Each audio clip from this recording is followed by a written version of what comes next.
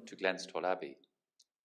Today's icon is a panel from the 19th century Russian Festal Icon, which depicts the feasts of the church year.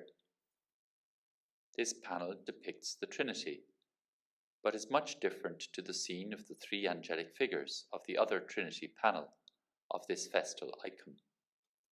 Instead of three winged figures, there are now only two figures, in more obviously human forms. The grey-haired and bearded old man in white to the right represents the Father.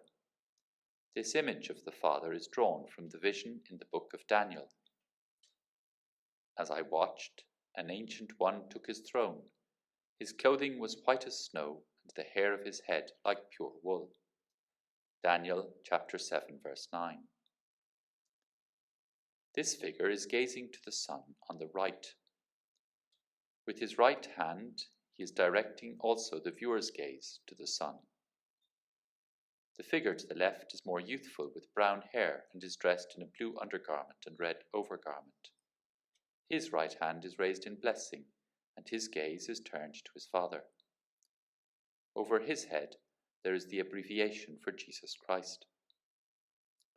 Above and equidistant between the two figures there is a dove. It is hard to make out against a similarly coloured background, but there is a clear abbreviation above, signalling that it symbolises the Holy Spirit. The understated figure of the Spirit hints at the discreet working of the Holy Spirit, echoing perhaps Jesus' reply to Nicodemus in the Gospel of John. The wind blows where it chooses, and you hear the sound of it, but you do not know where it comes from or where it goes. So it is with everyone who is born of the Spirit. John chapter 3 verse 8.